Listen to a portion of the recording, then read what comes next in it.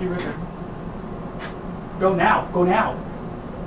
Hey, good evening, everyone. Richard Cotter, President of center camera. Kind of a special night here at TV Land. We're having back-to-back St. Albans Today show. Having an extra show with some of our guests from prior years. Happy anniversary for Channel 16. I guess the first show here was Channel 17 here in the St. Albans Montagne area back on September 1st, 2004. And it was an edition of St. Albans Today. I might have said that was the first St. Albans Today show at some point. In fact, that show, I guess it ended on the air for maybe 6 months or 12 months or so before that. But anyway, the first show on Channel 16 was 17 years ago.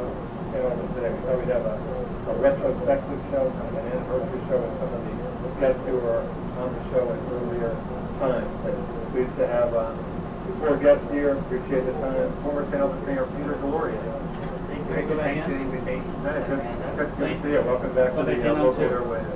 Former Mayor Marty Manahan, of course, Marty is still very much connected to the St. Albans City scene as Director of Business Development. Marty, I got your title right. Welcome back to the airways. On my right, representing St. Albans Town, next to you, Mitch, former selectman, among other things, in the town, former select board chairman, and Jack Brigham at the end, and former selectman, select board chairman, and again, planning commission, a bunch of others. So there's four folks who are still finding time to help the book out. Well, I'm glad to hear that. This is a live show, by the way. Love to get Liz Gamache if you're watching us live. Love to get phone calls. We have a regular number, 527-6449. 527-6449 is our number. And maybe start off here, there was a reference to Tessie Bushy. We lost Tessie last week, but someone who probably called this show about as much as anybody. And I mentioned in my story in the Messenger, I love the reference in her open to how she was an advisor to a number of St. Albans mayors and city managers. I'm not sure that was in an official capacity, but perhaps not always sought after. But maybe not always sought after, but I guess you got plenty of advice from Tessie over the years. Marty and Peter? Lots of opinions. More opinions than advice, man? Yes. Well, they kind of melded together. She would call you and you would talk to her. She'd see you on the street. If you did something that she loved you, you were her best friend, you were next to God, and you came from the other place if you did something that she did like. We discussed moving the town court one time for having that become a voice. Oh, that's right. She wasn't happy with it. Oh my God, that's the bleeding. No, somebody said it was really That came to a vote, did it not?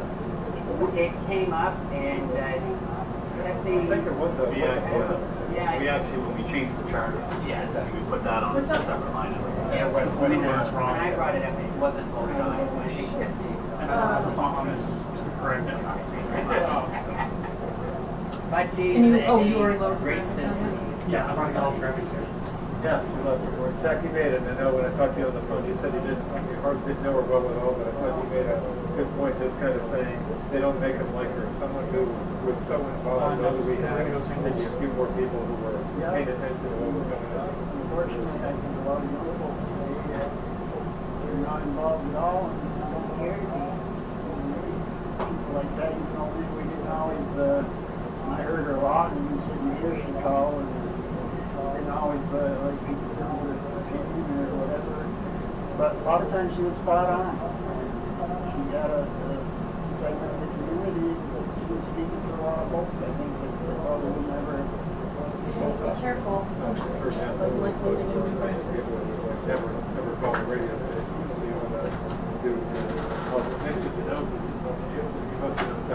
Yeah, she did my good. She got my family.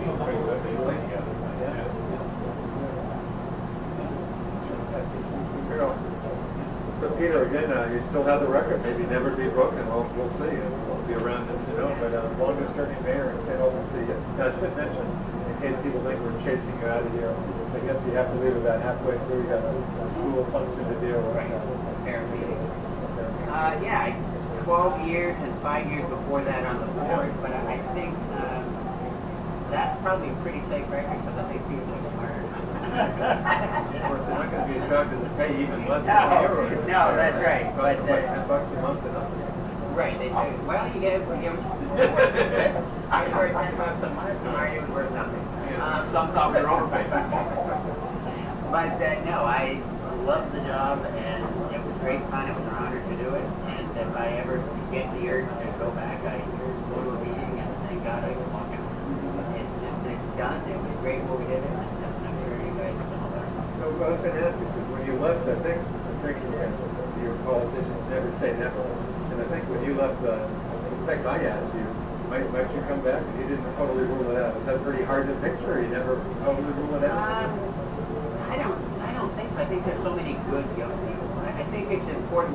We kind of get an idea when we're in there that I don't think this place can operate without me. Then you walk away and it operates better. And it's kind of scary. I think that I was there and I did all right. I think Marty did. He brought different skills and did a better job. And I think Liz did a better job.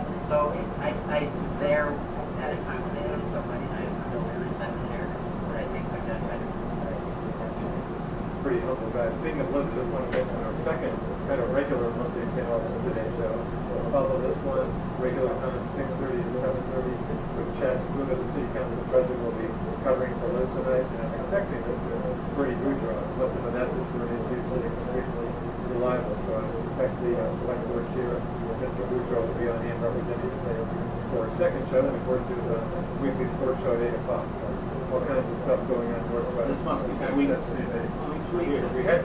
We had to kick up the ratings. Right. Got my friend Darren Sunshine on the sports show last night. I saw that. Did well. Rooting for a younger demographic. So yeah, we're showing that desperate to get the ratings. I also want to say again, I've been doing this show. It's been fun for me. Hopefully, I've been a decent host. But I certainly want to thank again. The show's all about the guests on the show and the elected officials. We have again 4 former elected officials tonight. And again, I appreciate the representation from St. Albans City. Marty is complete, and you're not on, as in the red light on the bottom of your monitor is not on. Go ahead and Select board chairman just didn't feel like dealing with the show. it's Aside from all that, shots were going on in the show. Actually, I thought that was one of the better parts of the show. maybe the city did. But again, I appreciate the fact that city and town officials have come on the show. I appreciate that. So thank you. You know, a big part of that, Christian, you're always there to thank everyone, is that you do such a great job. You make it easy. You always come up with questions, and sometimes you make us sound like we live in it. You know, like you do a great job. But you're always there. But you always do it without interjecting your own opinion, which I admire you as a reporter and as a person. You always, I don't know how you can do it. Ask people their opinion, listen to them, and sometimes you know they're full of it, and you don't say it. But you do a great job when you came down to school for kids about that in class. I remember you as a writer. You have a real gift for that, of getting people to talk. You're a great listener, which is a skill that a lot of people don't have. So I think that as this whole station progresses, and you talk about the people who come, and they come to see that you're really good. More than kind, but thank you. Again, you guys did the show. Thank you very much. I need to think that the show kept running. And you guys helped me, It's nice having covered 1,000 meetings in my former full-time reporting life. It's nice to feel like I paid my dues on that, but it's still nice to pay some attention to what's going on. Jack, when your select board years were roughly when? How far back can we go? Tough to go back. It was 6 years, I think, through his chair. Going back, just looking back at your tenure, you're obviously still paying a lot of attention to what's going on around here. Just St. Albans Town, city town issues.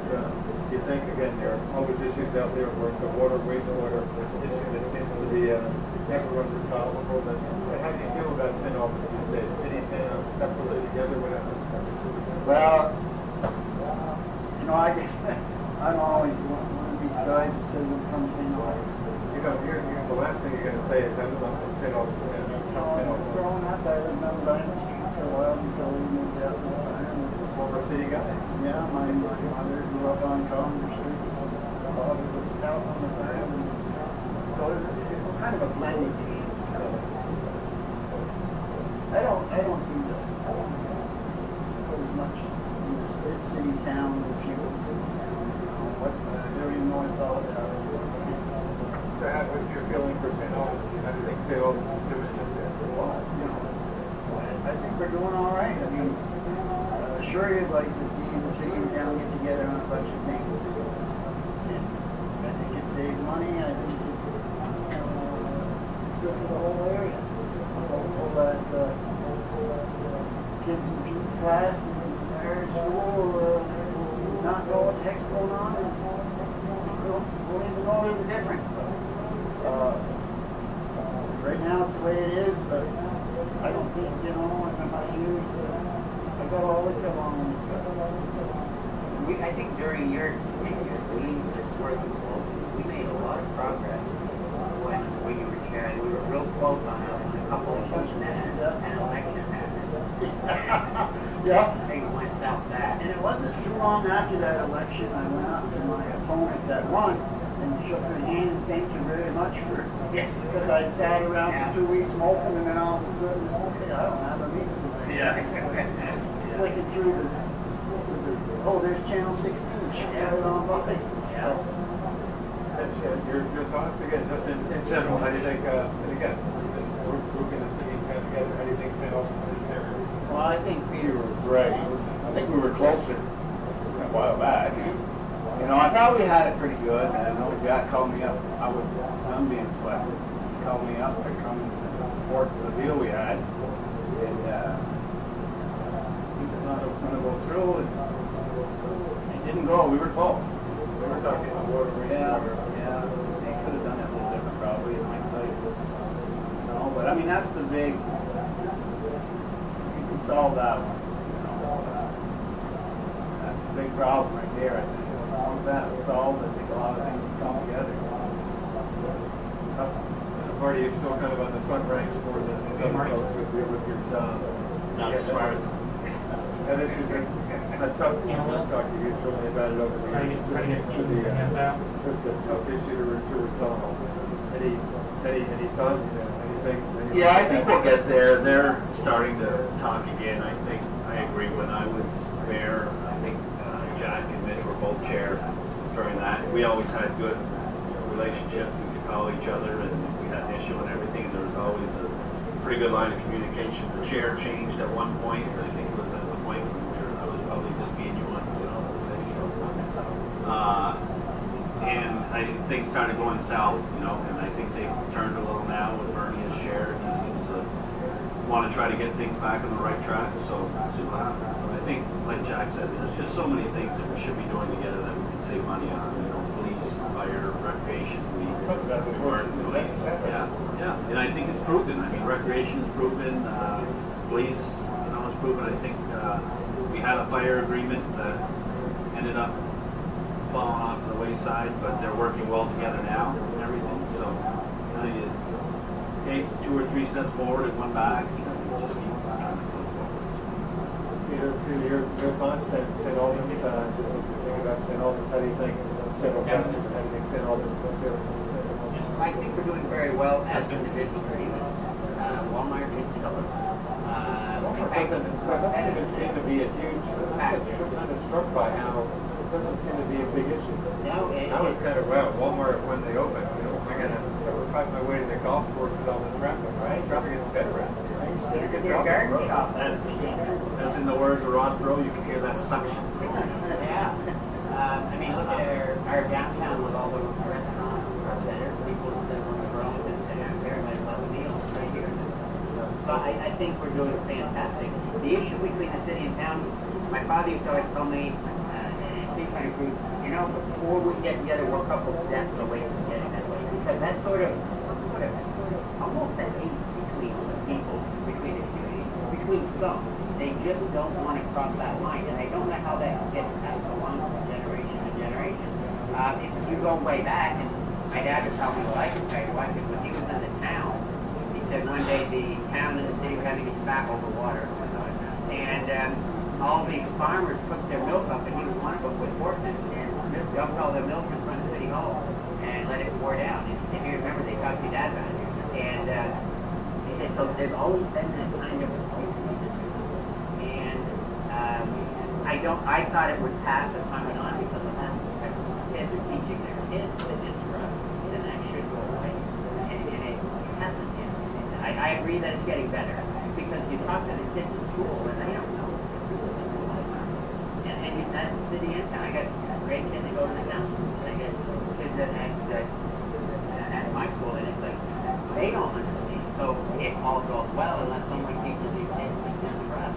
Then we go on to their generation.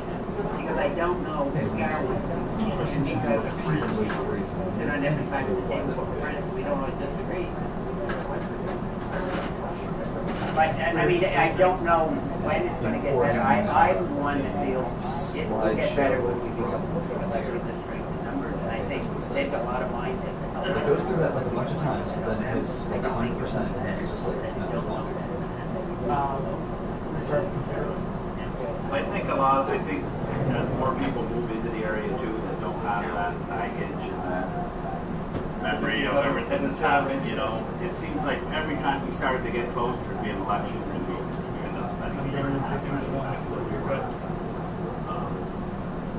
Out of curiosity, Peter, your kids in school, and I assume most of them, if not all, are aware that St. Albans City and St. Albans Town are separate municipalities, or is that a... Oh yeah, they know know that. They know what municipal. I mean, it's the town kids and city kids, and they all play. You know, they'll be talking about somebody and say, "What fact is here?" And they'll leave them town. Because they all play on the team together, and they like each other.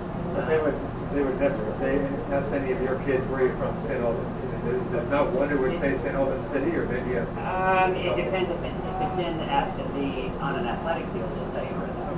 But other than that, St. Albans. They play down in so many all-star teams and metro teams and so. Right. So I mean, they're exactly. Oh yeah. They all end up at BFN. Right. So I don't know what the interest. I don't think it's anything that can be pushed. They can't wake up one day and go like.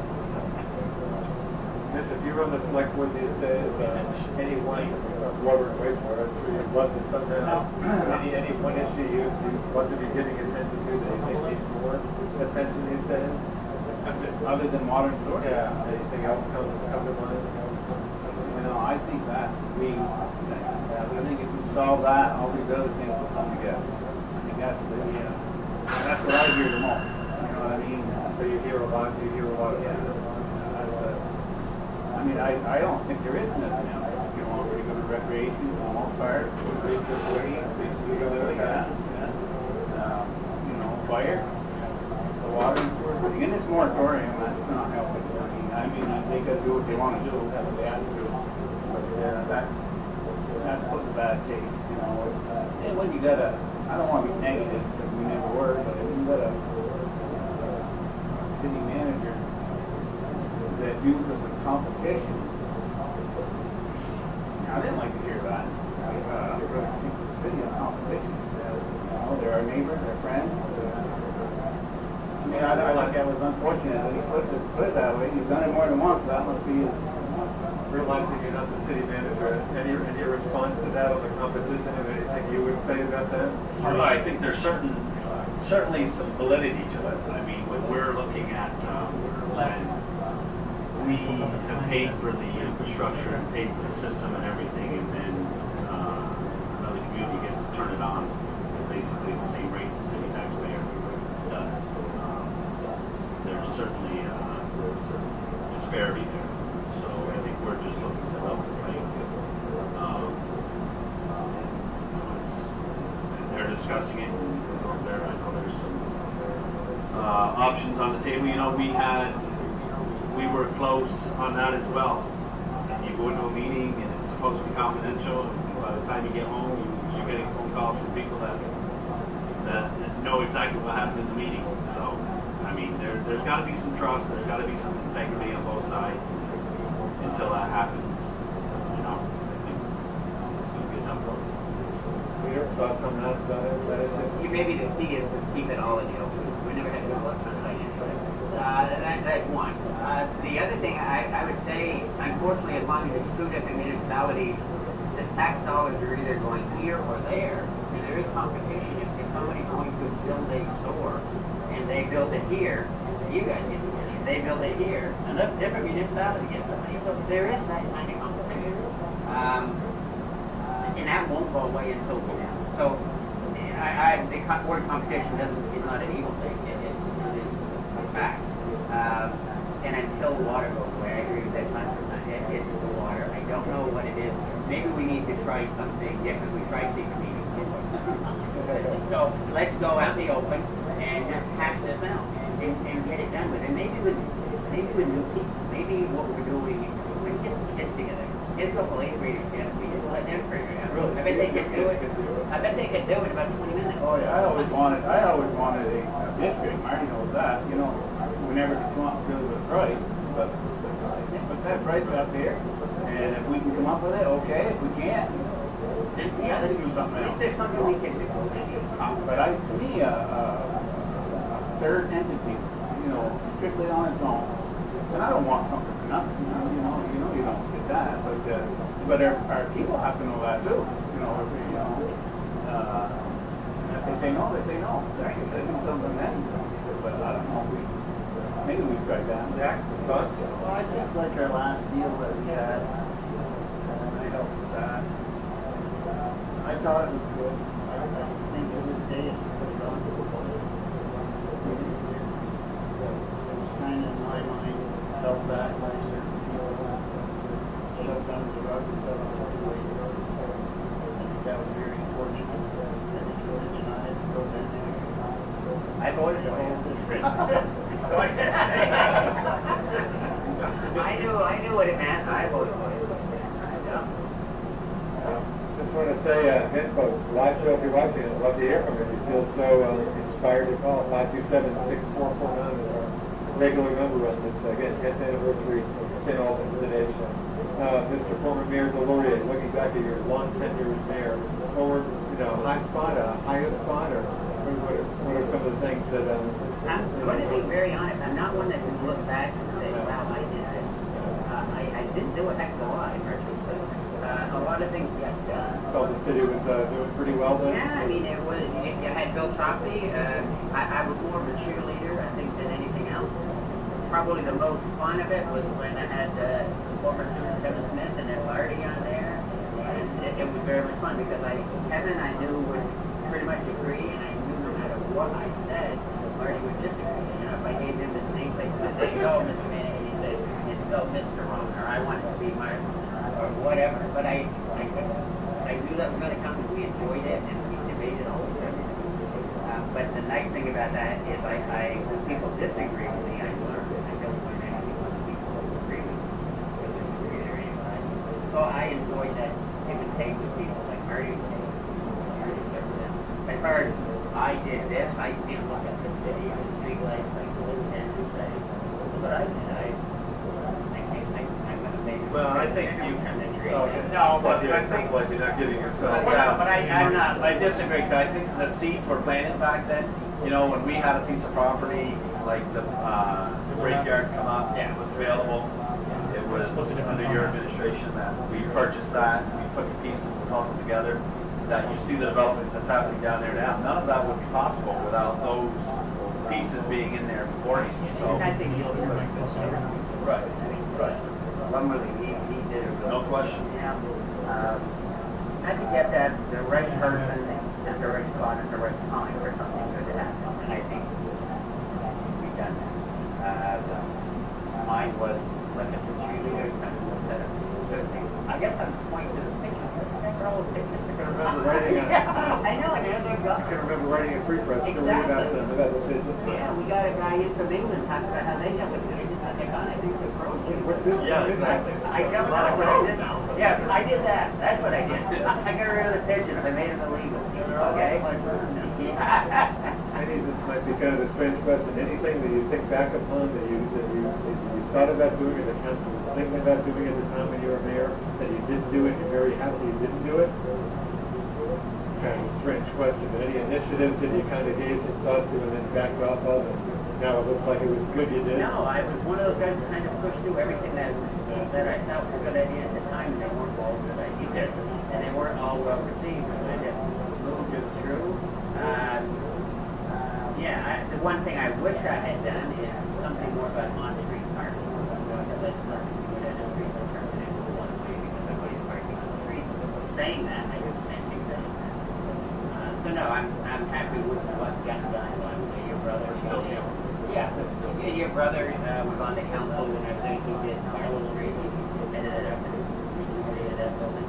So I was trying to mention, a very good friend who's a world-class coach told me if you want to be a great coach, get great players. And I was looking at really good people. So you're not getting yourself credit, but nice comment. No, it turns out something that keeps playing itself.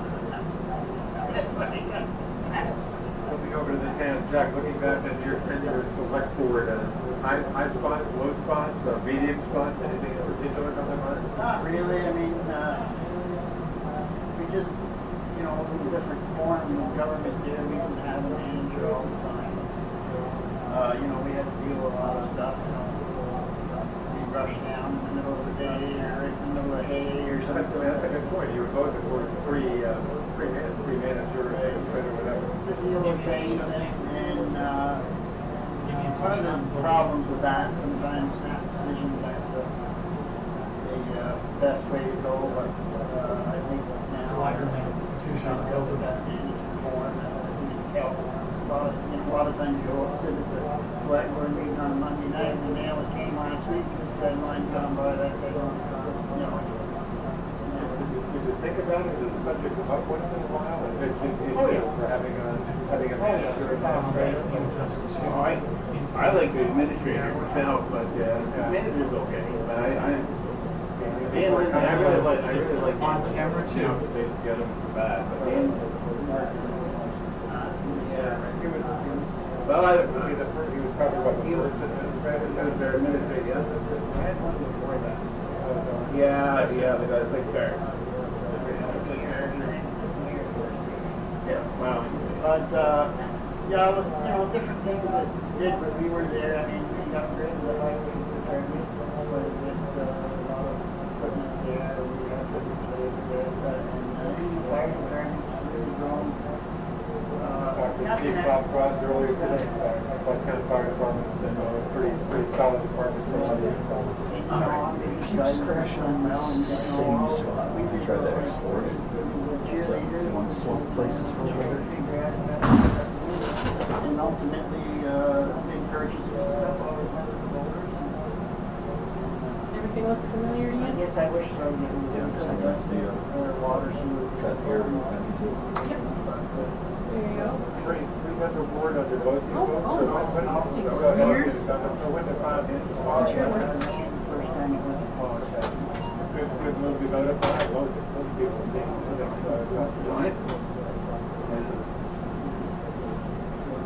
Mitch, looking back. Yeah, I got a couple. One obviously, water and sewer. We were really close. In hindsight, anyway, and then the other big one is baseball. I kind of got elected. I just got elected, and I was kind of like, daily dollar tour, but we gave that school away. We just gave it away. We put a $350,000 roof and gave it away. And we needed we needed a town hall. Everything. Recreation could have been there. Just a change. But I was kind of already done when I would have really had it. Go eminent domain. A survey came up with the progress, before the progress. I think you folks probably gave that some attention. One of the questions, do you favor, renovating, adding to the Albans Town Hall, or a new complex out on the Brigham Road? Your thoughts, Mitch? I do. Whether you leave it at the town hall, I don't think it should go out of the bay. I think that St. Albans Bay is a safe, and it's pretty central too. Central to St. Albans Town if you look at it, on the dead center. That's my opinion. Jack, what about yourself on that? Well, I mean, when we were there, we looked at renovating the town hall. We had figures planned. We also had discussed, like you said, the day school. A number of times I found the school board when that closed down. The issue came up about the town hall. I agree with him. We probably could have done something here at that point. Well, it's like they wanted it. That's what if they offered it to them, they wouldn't take it. So that was a missed opportunity. Another thing we worked a lot on, and a big topic now, is the health of the bay. In fact, that was on my list. I know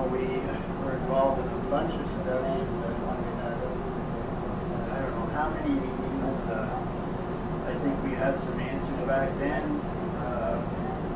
Federal and state people were not willing to do anything to move along. I think that's still the case.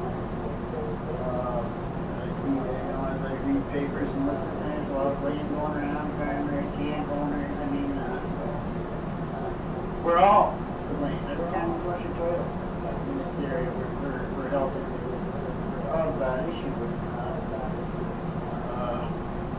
Some of the studies that we were involved in, we were looking at 4 feet of phosphorus-laden soil in the bottom of the lake.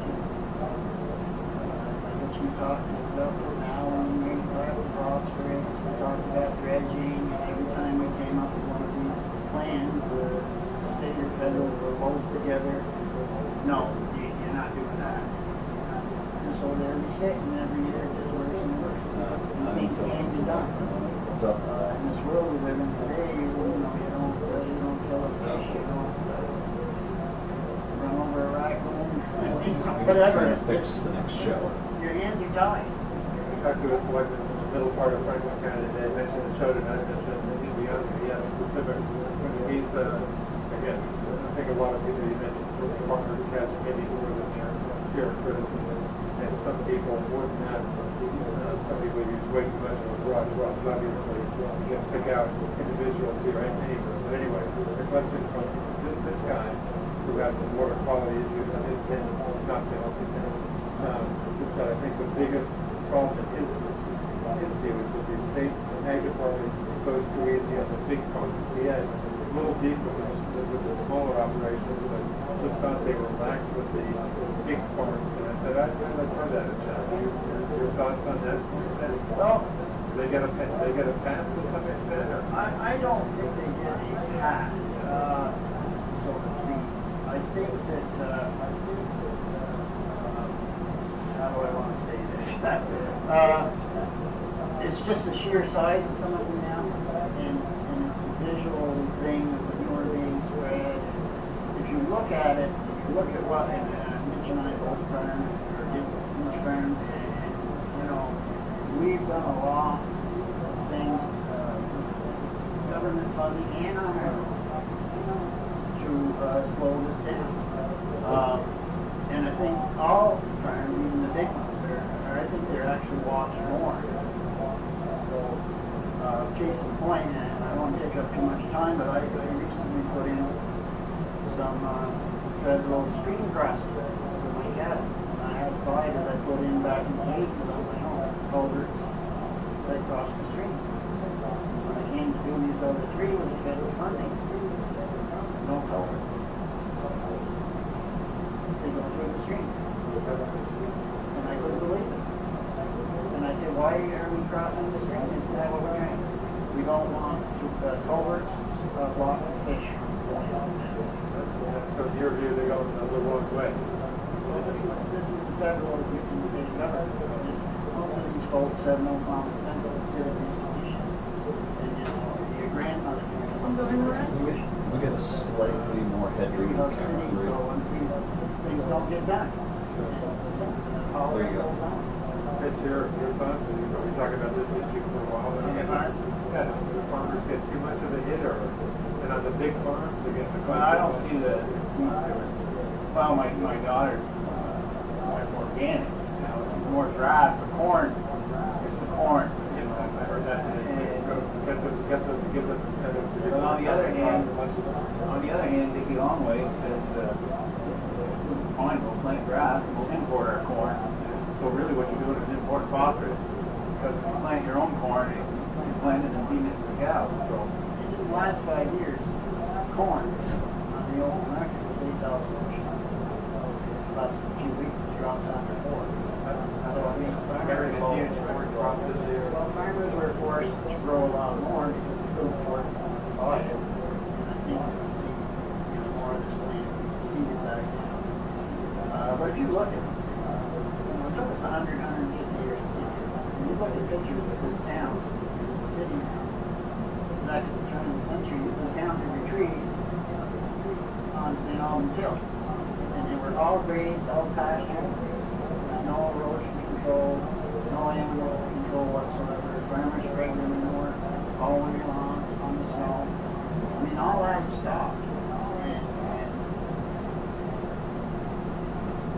recovery started, it could be, but none of us sitting here, none of us have owned anything.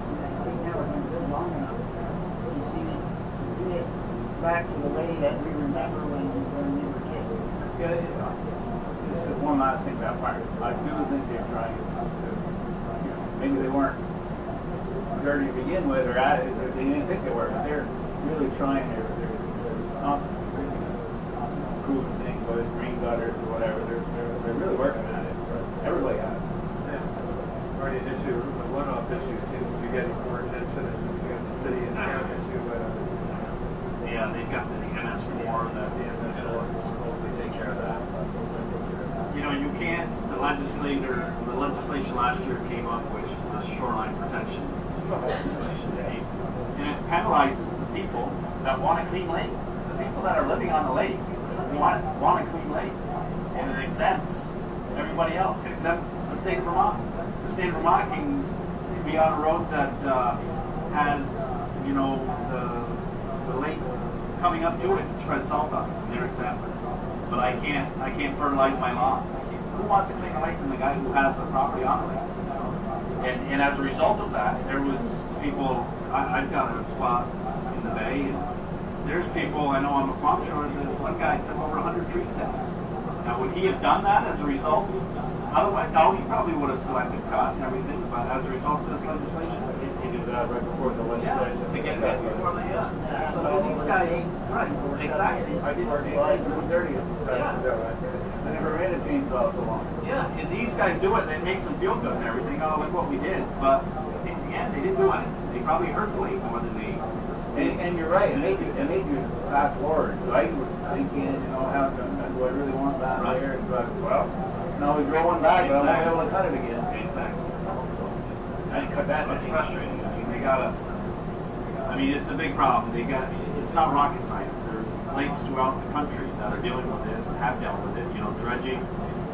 There's Lake Ontario. I think they have a turbine to create a current through the bay. Right, like I mean, we can't do anything here because, like Chad said, you might kill a minnow. I was talking to a guy today about the wheat harvester. They can't start the wheat harvester until after July 15th because it might kill some of the young fish that are right in the weeds.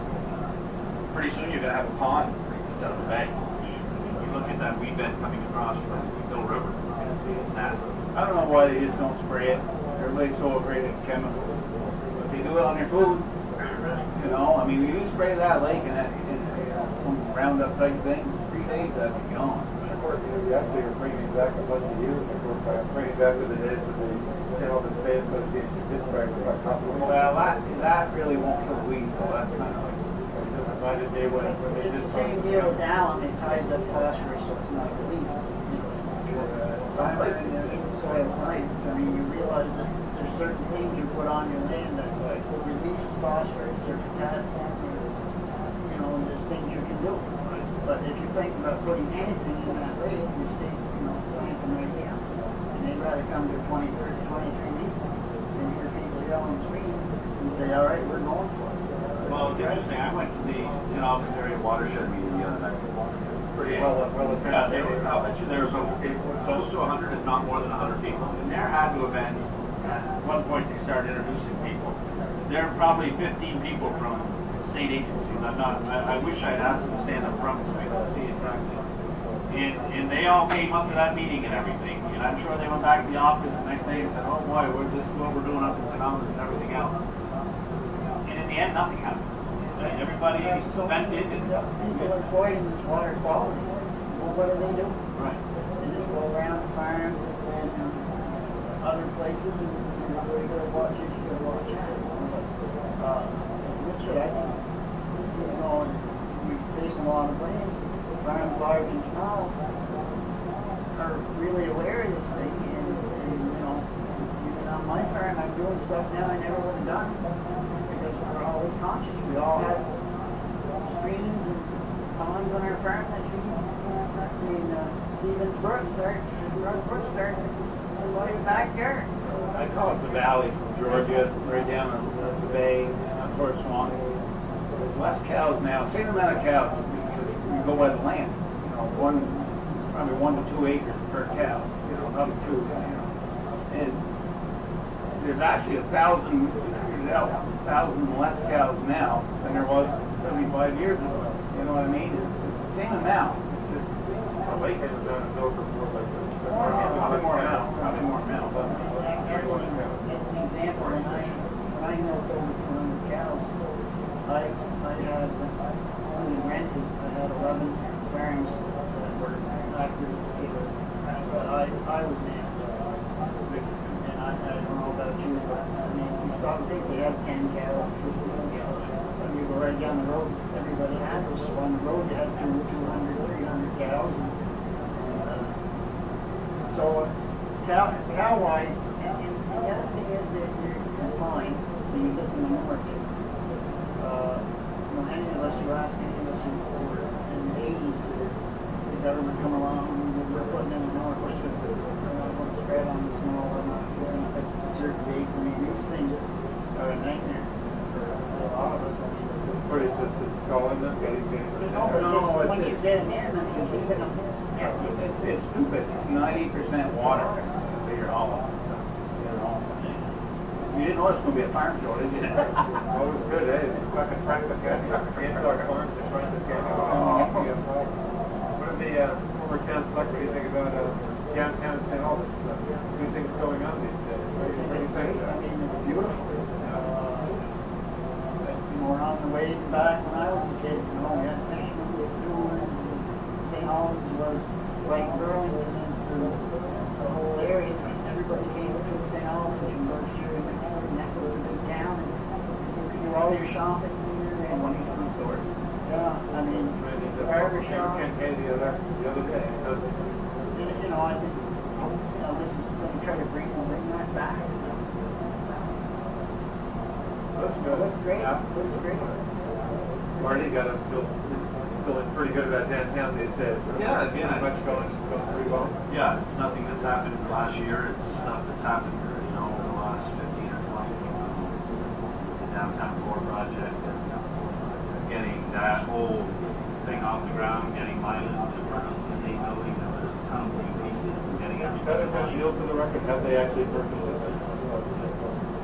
Yeah, so, and then getting those employees up on the Federal Street with that foot traffic on Main Street and getting the streetscape done. We've got probably in another few weeks we'll put out the bid, the other section of streetscape in front of Jace, Hudson Point. And then we're looking at Lake Kingman intersection at Federal Lake and Market. So there's a lot of stuff. Working the heart of downtown that went by. That's not streetscape, or that what they were doing? That was actually the result of a water break of a sprinkler. It was a private sprinkler line that feeds buildings on Main Street and goes down the alleyway. That an 8-inch line broke. Streetscape, the next phase should be starting up. Well, we're not sure. It'll go out to bid, so it depends if they feel they can get it done, get some of it done this year. If not, it'll be One more phase to go, or more than one? that'll be at the Main Street, and then we'll look at Kingman Lake and Federal between Kingman the intersection at Federal Lake, Catherine. You know, you drive around the city, and I don't think there's any intersection that lines up. They're all offset. Look at Lake and Federal, and look at that intersection down there. Yeah. They're talking about chopping up Taylor Park to a line in Lake. Yeah, I think the previous mayor offered to do that. He would take a portion of the park and put it as part of his property. Probably just as well that one. Yeah, I don't think that. What say then? St. Albans Parade 150th commemoration coming up. Are you hearing much buzz about that? Well, you know, for the years growing up, my family always talked about great-great-grandpappy making a rather large deposit about 2 minutes before the hit the fan. And it all went to Canada apparently, so that's always been a story. Eight generations. That's always been a story in our family. So you're gonna go that weekend? See if you No, can I'm get some of trying that to get that money back. What was it? Your birthday? Yeah, that's what we've always been Hearing doing. much talk about the event? Yeah, you know, Chris, if you read the paper, it's all over. I probably won't put on my little blue cap and, must get out, but, So you'll take some note of it? oh yeah, you know, Yourself too? Yeah, you know, I mean, I think the town people were put a lot of money to go. 7,500, I think, or whatever, yeah. Which it should. They've done a lot of planning. It's going to be quite an event. We got to reenact it on both Saturday and Sunday. So we met with the Admiral the other day, and he seems to have it pretty much under control. Very good. Yeah. The best line I've heard in quite a while, we were in this meeting and Alan Rockaway was in there. And Alan told the Admiral, I want to meet the guy that you call sir. And I don't know that there's many around here, but he has it under control. So. Yeah. Mr. Dave Handy made that point to me on the sport show last week when they asked him about the ratings. He said, more in command. Do we need to say anything more? So again, looking for a pretty big deal, which is. Yeah, they're estimating 4,000 or 5,000 people. Is that right? It'll be, Main Street will be shut off between Kingman and Lake, similar to the Vehicle Festival Saturday and Sunday. He's exporting it now. He says we're going to Making a half a marathon to run up on the trail, basically the trail they put a lot of, they've got a huge screen coming into the tower car. The public television folks are working with Yes, them. yeah. The mayor's got a ball, I guess, Saturday night. So. Yeah, the mayor said she's got, I guess, good period clothing to wear. That's like a pretty big event. In general, St. Albans seems to get some pretty good work. We haven't talked about issues that are still out there, but like the place is helping pretty good. You have a pretty good feeling about how St. Albans is I really like what you're doing. That's pretty good. I don't want to be their competition, but if it looks good. Hey, Governor Douglas kicked off his book signing tour in St. Albans. The governor was in town. I heard him speak at the ocean lecture. Yeah, that's really cool. What about when you folks run the select board, because for Franklin County Sheriff's Department, have the contract year after year for coverage? Is that right? Well, we didn't really have much coverage. No. Not even. We were. State police gave you some time. No, I remember when we had state police. Right. We had the sheriff, very limited, so we talked a lot when we were there about starting our own. You've been talking all about the city. Oh, yeah. Yes. A little bit, but, it's just one of those things where you have to find a everything. And, you know, until the numbers all come together, No, we should do it. Can you picture, there's that department and stuff? No, we do, yes. Exchange. No, they talked about it. Pretty serious. I bet you would you'd be open to you'd like to see numbers on that. You'd be open, you'd like to hear maybe some discussion about that. Yeah, I mean, I wouldn't mind it, and I would probably be all right to go with the city, but I still say we have to talk about Want to go down to, this competition thing. That what do we drives say, me 6? nuts. No? Don't keep We it are. off. How much time? It's long, but it's just 20 minutes. Yeah, but anyway, I don't think we are competition. Let's try and do it in 5 minutes. We can do it less than that. Again, we're talking quite a bit If about they cost long. Well, we don't. again, a hearing from both sides here. So, like, let's say You're pretty 20, close. you think? Marty, you're kind of in a different position. You're part of the city administration. You do the 3 minutes on the back end, 2 minutes on the front Get end. some people together, maybe some way that nobody's thought about for a while, get some other people together. You know, I think we were close. I think, but again, I think at that time, Okay. So when Ian, maybe we you were can working work on it, there was trust amongst probably a majority of the board members on both sides. And then once we signed it and it went on, the board changed, and as a result, parameters of that agreement changed. But I think at this point, the people that are on both sides now, I think, know what they need to do, and they'll get it. They'll figure it out. I kind of feel like, for what it's worth, that again, with the court ruling on, many months ago, that one, when the city and that was kind of, it's okay, again, I thought on that, but Yeah, there was no, just the money that's been spent on lawyers, between the two, probably helped me most of the benefit. that seems to be kind of a low point to me, but it sounds like at least rhetoric, it sounds like I don't know, quite as pessimistic as it was this past year. Maybe things are some now maybe headed in the right direction. So that's a big You know, you make a lot of things happen. I mean, remember the big controversy making the BFA public? They didn't call it. You know, showing it, Marty, with all of these kids. I still think it was a mistake. You know, I mean, what happened? Yeah. I think What did that, you know? I think so. Yeah. I think because as a public school, you're required to do more than a private school, and I don't think we've saved any money at the supervisory union level as a result of taking BFA in. I think if you look at the numbers, it probably show that we're spending more money. I think I can think of one BFA staffer, current staffer comes to mind who's changed her opinion on from that. He felt strongly one way, and now been a BFA for a number of years, and feels very strongly the other way. Do you think there are? I don't talk about that issue. But I think there are a number of people who voted for BFA going public who maybe a bit of buyer's remorse, or do you not talk to enough people? It's water on the bridge one big time. I think the big thing on that was the accountability. Before that, if BFA had their budget too high, smaller schools. The big thing was, hey, you know, give us the vote. We can't vote. Right. We can't elect us. Me, And I think they could have done that without going public. I think they could have. I mean, if the board had said, yeah, but Those are the two big issues. Yeah. How could, you know, how dare they not let us vote in the budget and let us elect them? It's kind of funny now. We have that, and I don't see a ton of people running for.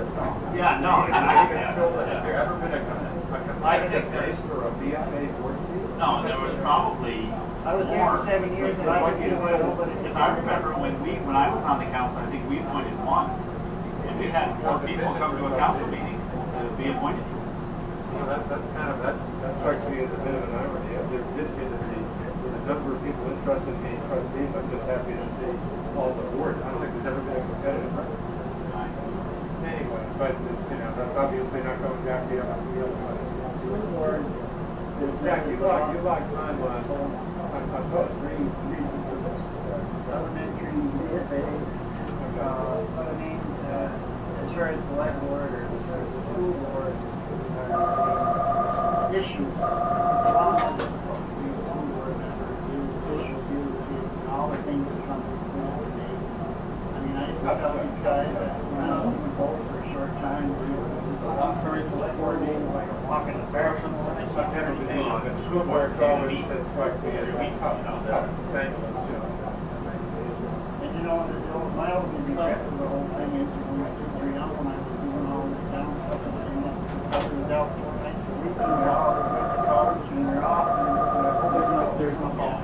Yeah, it's sitting around, and we got that night. I think we're getting close to the end. You're able to St. Albans today, showing a few minutes. I think we probably have a couple minutes. Jack, looking back at St. Albans, feeling pretty good about the place. I think we're living in a pretty decent part of the world here. Oh yeah. We do have a pump.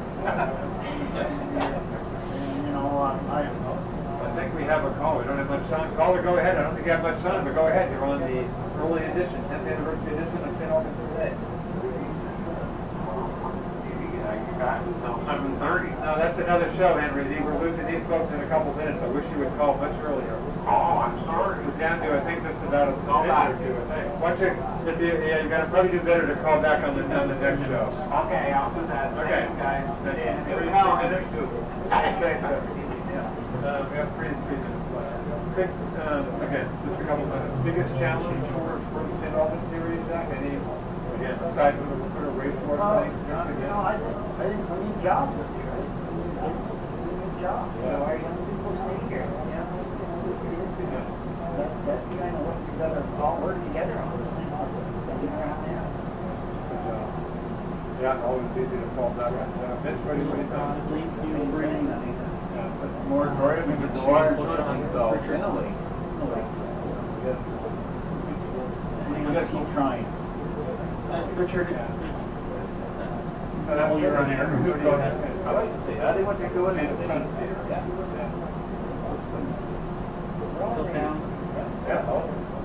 Marty, what do you think? No, I think we're in a good spot. I think both communities are doing well. I think there's tremendous opportunity. You look at the Energizer plant up there, that's land that's available for development there. You look at Milan, that's expanded. You know, we're fortunate to get that expansion here. So we're I think in pretty good shape. So biggest challenge again, aside from water, wastewater, any particular big challenge out there? Or? No, I don't think. I think the biggest challenge is just trying to keep the momentum going, working together, find the areas that we can work together on, and move forward and get some more trust. See if we can get it correct. What do you think? Any you guys have both Two shot, please. Here, Jack said, visiting a lot of your kids activities for sure. Okay. Any chance you'd want to stay with selectmen again, a select board, Jack? We could continue that. I don't know, we may have to just straighten them out. You know, you feel like you want to run. You know, You want to hold it out? probably rule it out. You know, I've done that. I mean, I want to do it, but it takes a lot of time. There's other things I want to do, but I never say never. Hey. Yeah, they did take a little. Okay, we're going to wrap it up again. Peter Delauriers no longer with us, but thanks to former Mayor Peter Delauriers for joining us for about half the show. Thanks to Marty Manahan. Thank you, Rich. Former mayor, and again, formerly much involved in the city administration as the director of business development. Thanks, Marty. And again, good to see a former selectman here. Hey, maybe you should run a big fun thing. Maybe we could run for alderman. Thanks for coming on. Again, thanks for watching. This was the 10th anniversary edition of St. Albans Today. We have our regular St. Albans Today show, the September monthly show coming up in just a couple minutes. So thank you very much. Thanks to folks out there who do all the hard work. I'm Richard Gamache. See you in a couple minutes here on Northwest Access TV. Yes, switch now.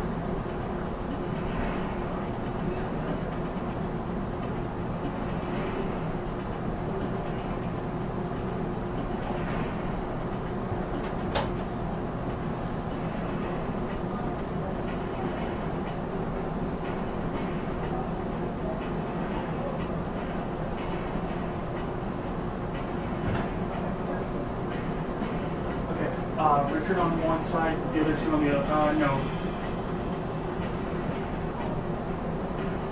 Richard on one side, the other two on the other two, please.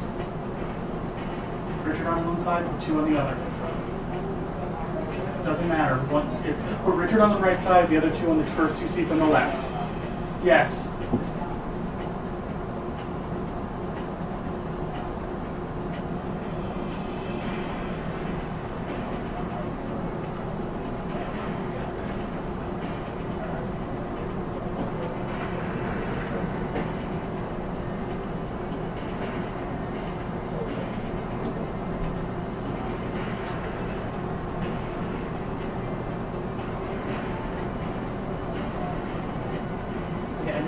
I need you on camera one getting a good shot on Richard for me, please.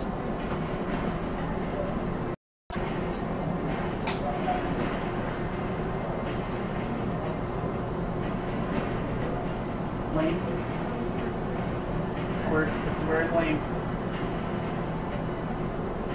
Okay. Camera two, I need a wide shot.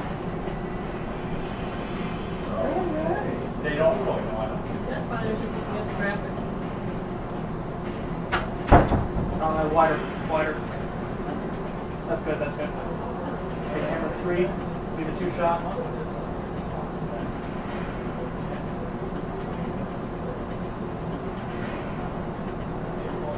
To the right and zoom in. Back to the left. A hair out. That's good. Okay, I'm set to run whenever they are.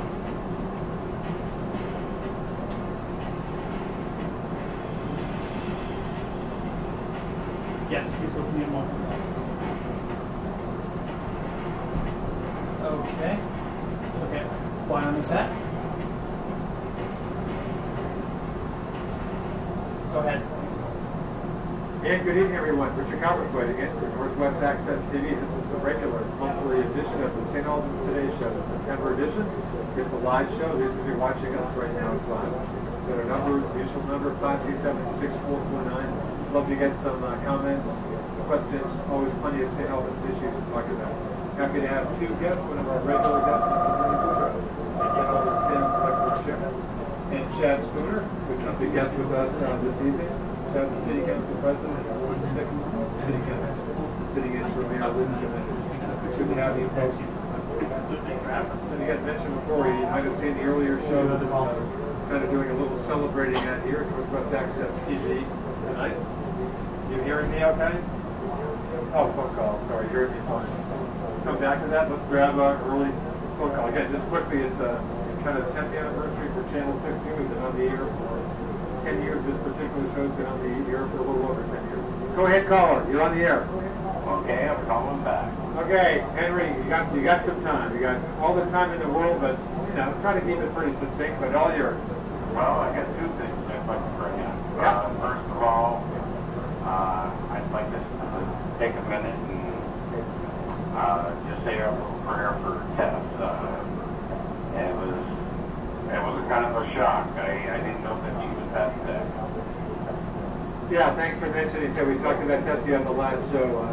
Yeah, I guess last couple months were pretty tough. But yeah, talk about someone who probably saw this show as much as anybody. Talk about someone who left your mark in a lot of ways on the St. Albans area. But nice that you mentioned Tessie, Henry. Yeah, real loss. That's the truth. The woman was definitely an activist, and I'm sure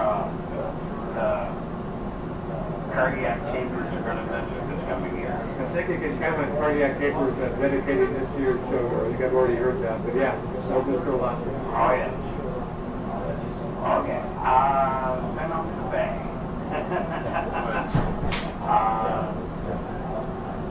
I guess my question would go to the fact that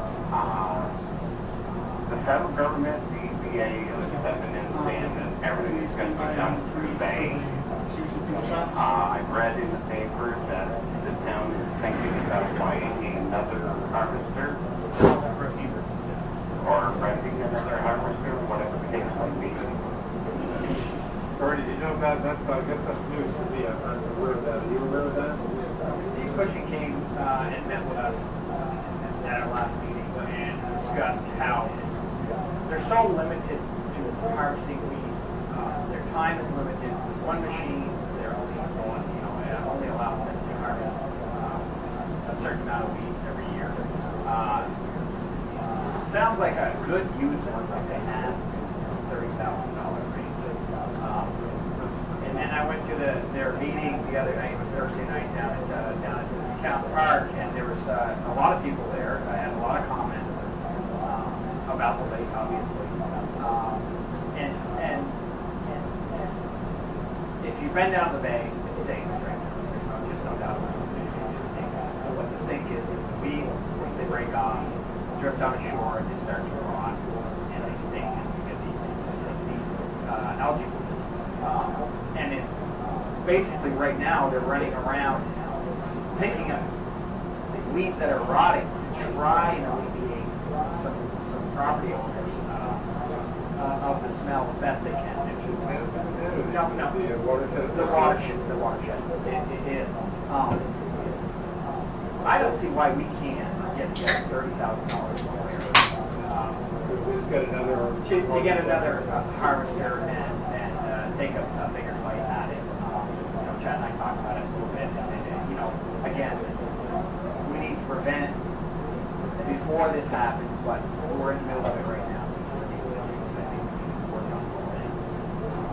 So I don't see that as being a huge hurdle for us to get $30,000 together. I know there was a letter sent to Steve the day of the meeting from an individual that said that they would donate $5,000 towards a second harvester if they raised $5,000 before the end of the year. So there's 10 of it. And I think that's moving. And I think the town and the board we have now is more than happy to do whatever they can. And let's get it, find some money to get a second harvester. Obvious point. That's great. It's like that'd be very useful. That obviously doesn't get harder than the problem with me. No, it doesn't. But I'll tell you, a lot of times we take too big a bite and we choke, and nothing happens. Every little thing we do does add up. No matter how small it is. And police strategy, fix the broken windows before the whole neighborhood starts Well, again, and if we can get together and do the little things, it will add up, and then people will notice that there's an effort. And the more people that are making an effort, I think it will snowball, and more people will get on board. Henry, are you still with us out there? I am, sir. All right, don't mean to jump in here. But no, that's like a good point. Because obviously the way we've been looking at it hasn't been working. We haven't it's not that we haven't been doing anything. We have been doing something, but we need to do more, and I think better things will happen. Henry, you want to jump back in if you want? Yeah, I would. I understand sometime here in the very near future, you're supposed to have a meeting down at the town hall on regard to Bay Dock. Am I correct on that, or am I? I don't know if it's specific to the Bay Dock. I know, I've explained to you in the past our needs study and our survey that we had people filling out. We will get I'd like to get a work session together with the results of the survey and get our priorities in order down there and discuss everything and have some plan of attack, whether it be Bay Dock, Bay Park, Town Hall, municipal complex, or just all of those things. I'm not a town resident anymore, but I was. And I would like to volunteer in any way that I can volunteer. So, if you're trying to get a group of people together to look at different aspects of things, I would be more than happy to help. I appreciate that, Henry. Yeah, thanks, Henry. And with that, take it down for the evening. Like I said, anytime, let me know. Thank you. Okay, thank you very much. Thanks for the call. I got a number 527-6449 for the September monthly edition of the St. Albans Today Show. All towns the kids of mayor. Boy, the downtown St. Albans, I see something happening down there, but a lot of stuff happening. Earlier show the former town selectmen was very impressed with what they see. It sounds like things pretty much on schedule for the parking garage, or even ahead of schedule for the parking garage for the state office building. Correct on goals. So, hopefully those will be turned over to the state late November, early December. It's on budget, on schedule, actually ahead of schedule. So we're very pleased. It's been a great summer to show it. These guys doing? These guys doing all right? Right. What about, we're going to see a downtown hotel? I guess that's a big question. We did ask for some proposals. We did get some back. We asked the people to put in a second phase for those proposals. They're both hotels, so we may see something probably November timeframe. We'll have something more firmed up. What do you think? Do you think it'll happen? You're a betting man. Would you bet something on a hotel happening? I don't know, 4 or 5 bucks.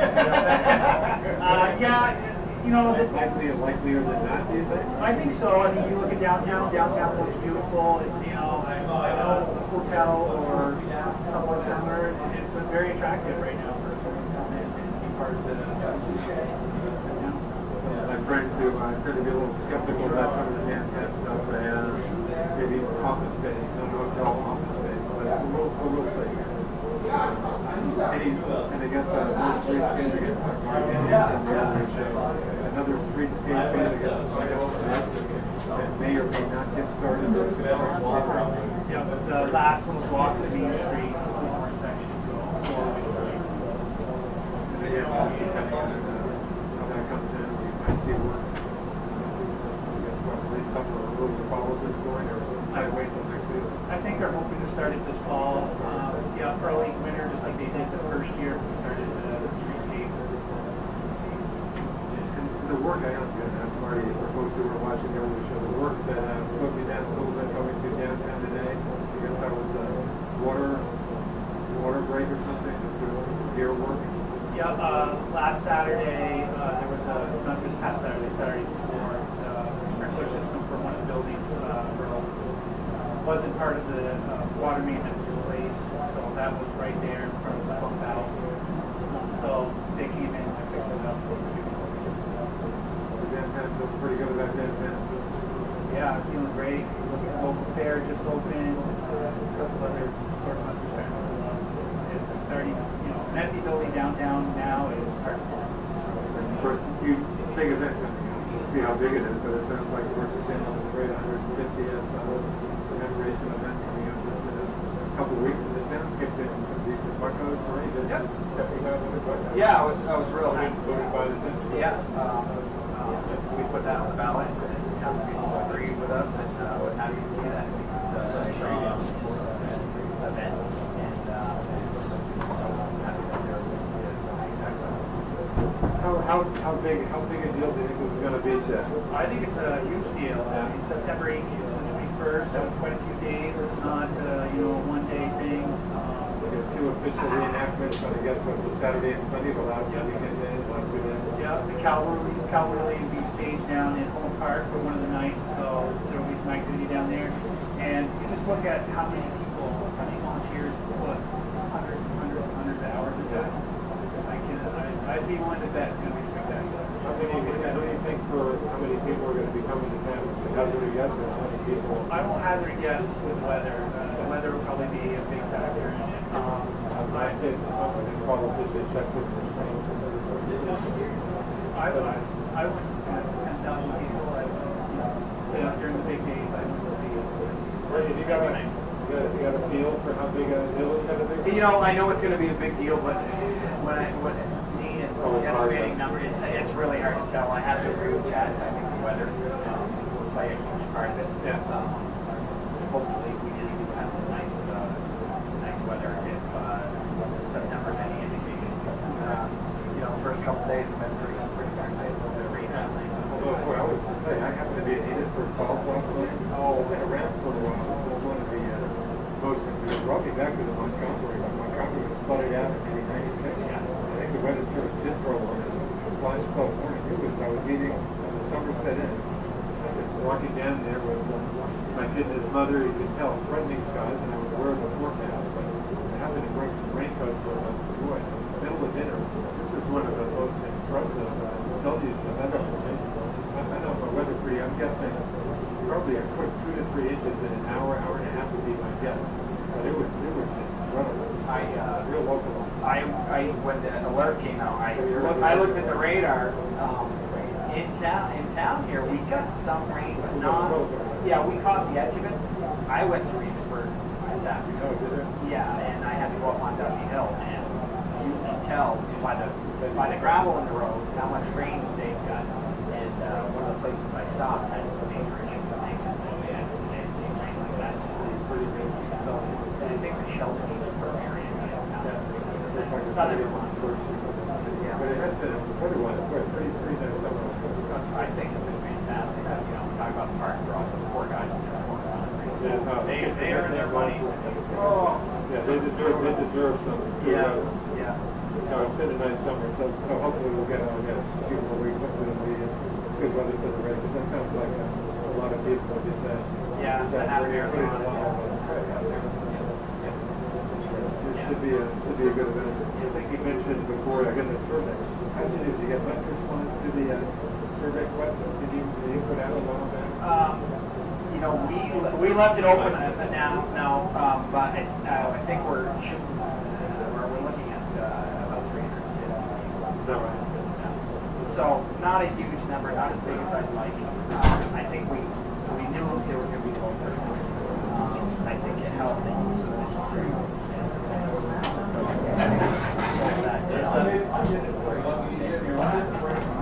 So everybody. Yeah, so we haven't tallied all the yet, but a lot of people filled in where you could write other or anything else that you'd like to add. So there's always things that we don't think of that somebody else may. And it may turn us in a different direction. You never know. So when you have conversations and good questions are asked, sometimes it takes you in a direction that you didn't or somebody else didn't think of, and it's the best solution. So I know you said on an earlier show that the town hall issue was kind of a tough one for you because you could see both sides sticking with the current location or maybe a new complex on Brigham Road. Yeah, yep.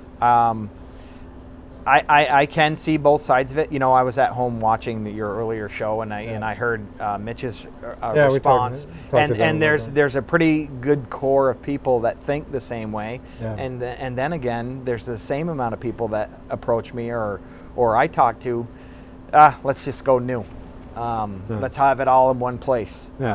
So it's a mixed reaction, and then there's people that would like to renovate where it is. A lot of those are the first group, and then a new municipal garage for the trucks and the Department of Public Works on Brigham Road, because we already own the property. So it sounds like the Public Works. I mean, it sounds like that's going to happen. I mean, you feel you've got to at some point in the not too distant future move the PW garage. I think that goes back to my earlier comments of showing people that we're serious about doing something for the lake.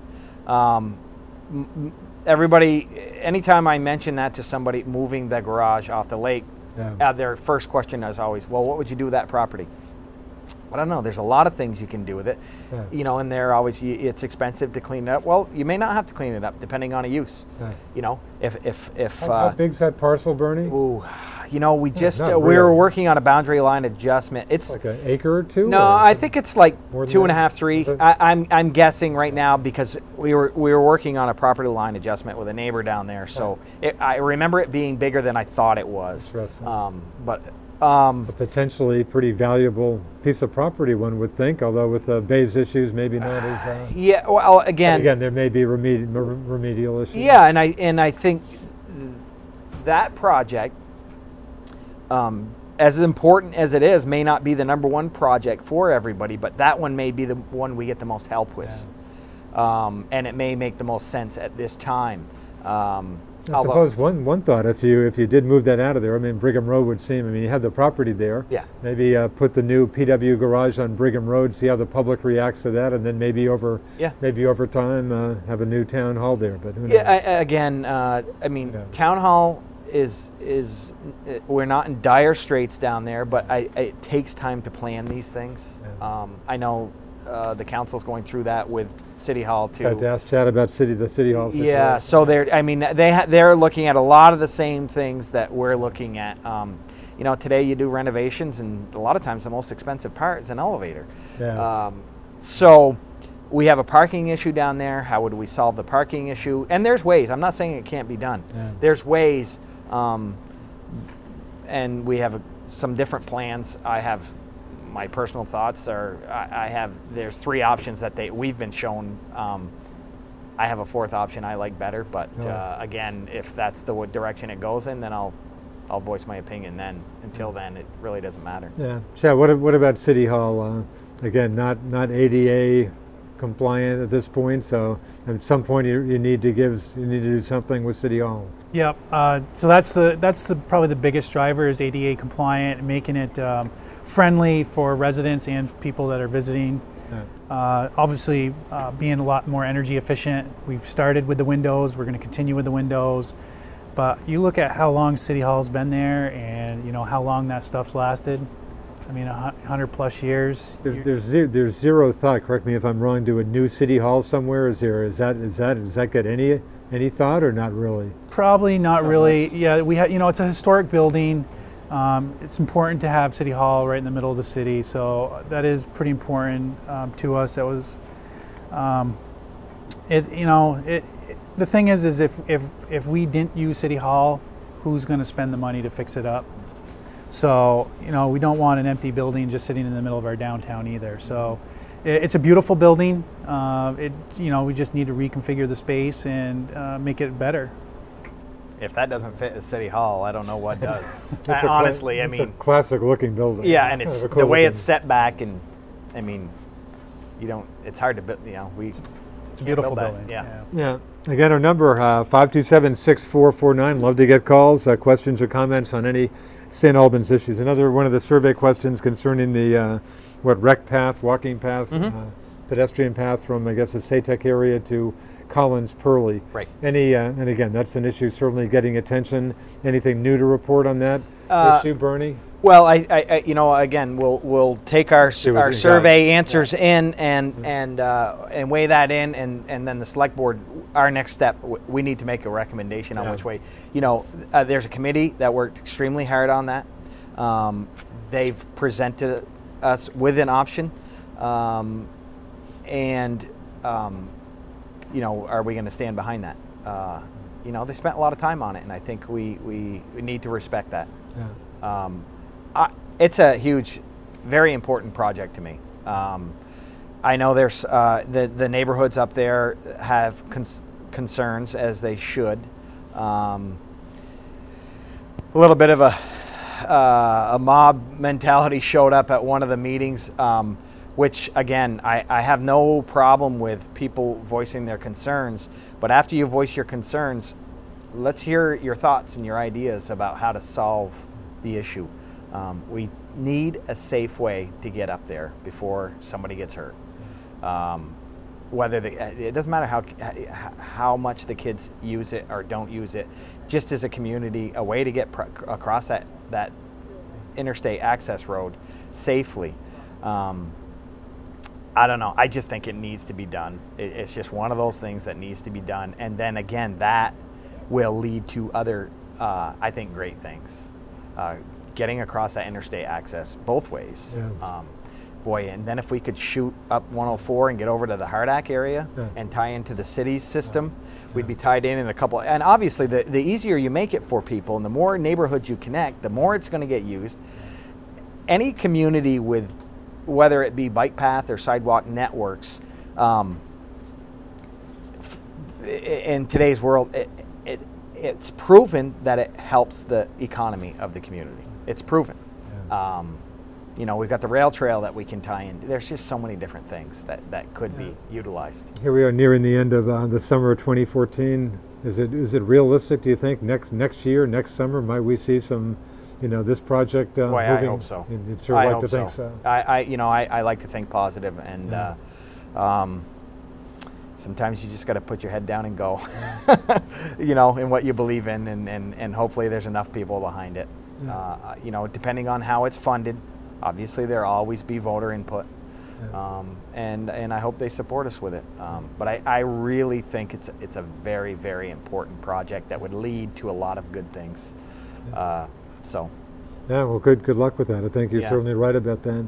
Chad, the Fonda Solo property, anything to report? Do you feel like we're going to see some activity there at some point? Well, I sure hope so, but nothing that I can report that's imminent. Yeah. So nothing to report on that front. No. What about Federal Street Extension, or whatever its new name is? It sounds like there's at least some, you know, incremental movement on that. Do you feel? Is there some movement, some progress on that? Well, we hope to do the intersection of Federal, Congress, and Lake here, probably starting early next spring, maybe really late this fall. So that is one piece of that whole. So that might actually happen this calendar year. It may start, but I think more than likely it'll be early next year. It'll happen. And again, we're talking traffic lights at traffic lights. Yep. Again, the worst, horrible. It's such a tough intersection. And I'm thinking about what's going to happen when the state gets their new building and what that's going to look like for those few months. So hopefully sooner than later. Yes.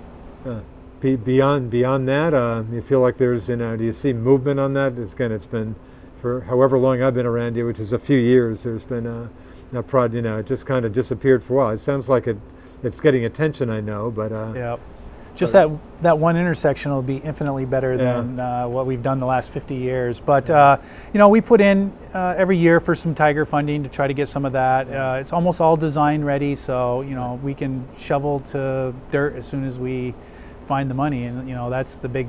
It's always end up being the big kicker in the end is finding the money. Yeah, as ever, Bernie. That makes me think of again extending Route 207 there, Vermont 207. That was on the survey. Yes, it was on there also. It was question number 4. Question number 4, in fact. Somebody spent a lot of money on opposing question number 4. Yeah, on the mailer that was sent out. And again, if somebody, you know. Oh, in fact, I'm glad you mentioned that. I saw, I guess, one messenger story on that, but I didn't hear much. Tell it. What do you know about that? I know. Someone sent a mailer to a lot of St. Albans residents. Yeah, a lot of saying, watch out what you wished for by extending that. Was that? Well, there was a lot of things. Yeah, I'm glad you mentioned a lot of things that it was a very busy mailer. It was glossy, both sides filled with, you know, vote no. So, but the your gist taxes was will go up. You know, they said a lot of different things. And again, I welcome anybody to come to a meeting or approach me privately, by phone, by email. If you have an issue and you have a valid issue, let's talk about it. And you know, let's flush out some good questions. Conversation's the best thing we can do. You know. So again, still a mysterious mailer. Is it? Do you not know who? Well, if I understand it right, you're supposed to file a report if you spend $500 on sending out. More than $500 on, and I think it's safe to say that. I would have thought someone would have spent at least that much money mailing it to that many. I mean, a bunch of people. It was obviously mailed to the voter checklist. Okay, in St. Albans. In St. Albans. Chad, you didn't. In St. Albans Town, I should say. St. Albans Town. Yeah. I didn't get on the city. I didn't get it. Yeah. I didn't get it. But so you literally don't know who was behind that. No. Interesting. I'd love to have a conversation with them, and again, somebody, as you said, I mean, took some effort with this. Yeah, and some money. Spent some money on this. You know, I talked with people that do this type of thing, and they said at a minimum $5,000. Is that That's right? a lot of money to spend. Really? So if you're willing to spend $5,000, let's have a conversation. Very interesting. So, aside from the survey results on that. Are you getting, I know there was, what, a wetlands issue, or have you still got a ways to go to, if you wanted to move on that? Of course, money is obviously, I guess, always an issue. Yeah, there's the money issue, the wetland delineation is done, and there's always the hoops, and then there's obviously, the delineation's done if we were to apply for a wetlands permit to go through that area that was delineated. There's a rather large fee that goes along with to get that permit. Imagine that. Yeah. So again, it comes down to money. As in four figures? No. Well, I think it's about. Don't quote me. I think it's in the $80,000 range. Really? For the permit alone. You're serious? Yes. Serious, yes. Because it's a pretty shocking number. So. Which I don't completely understand. Well, I shouldn't say I don't understand it. I'd like to not understand it. But anyway, that's a next phase. So again, we need to prioritize. And again, it doesn't mean we can't do two things at once. Yeah. But at the end of the day, you need the support and the money. So. And anything to report on the asked Chad about Fonda Solo site, Energizer site? Anything? There's nothing I can report tonight, but. I've got some very, very positive. I've gotten some positive responses to my questions. Yeah. Which makes me very happy. Yeah. But again, nothing. I wish I could tell you something rock solid because I don't want to jinx anything. I don't want to curse anything. I hear you. But have you got a pretty good feeling that at some point you're going to? I've got a good feeling. There's a lot of good interest. So. I feel good about it. Yeah.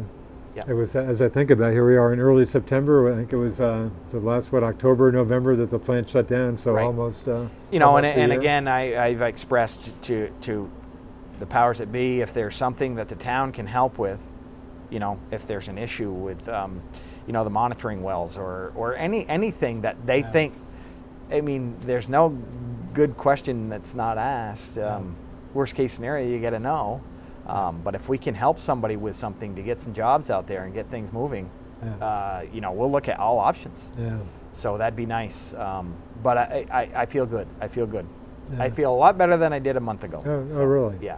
That's good to hear. Yeah. Yeah, one of my next door neighbor worked out there for years. Fortunately, she landed at least a temp job at Ben & Jerry's. But it was obviously a lot of good jobs, a lot of good people, some of whom had worked there obviously for decades. I think we were really lucky to have Mylan expanding in the area when that was closing down. I think a lot of good people went to Mylan, and Mylan's a great employer for the area, so we're fortunate to have them as well. Yeah, for the Mylan, of course, Chad, the Mylan comes to mind when you think of the TIF initiatives, some of which we've talked about, the tax increment financing. I mean, Mylan's expansion obviously was the real key to that. The co-op also, to a lesser extent, but Mylan was certainly the biggie fueling that, was it not?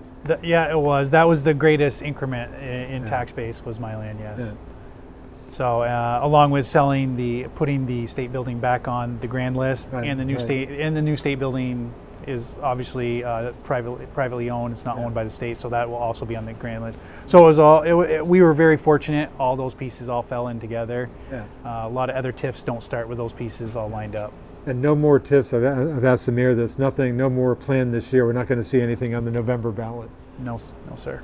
Okay.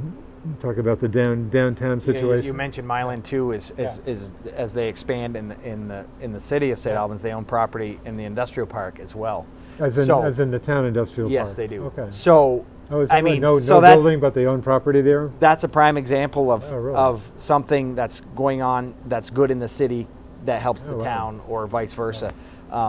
You know, if they're expanding in the city and they already own property in the town, there's probably a good chance that they'd like to expand into the town as well. So, I mean, that's just great for the community. Again, great jobs. Again, they've got a lot in the town industrial, no building, but a lot. Right. Oh, wow. I don't think I knew that. I believe they used it for parking during their construction, and they shuttled. Okay. Wow, that's good. That's good.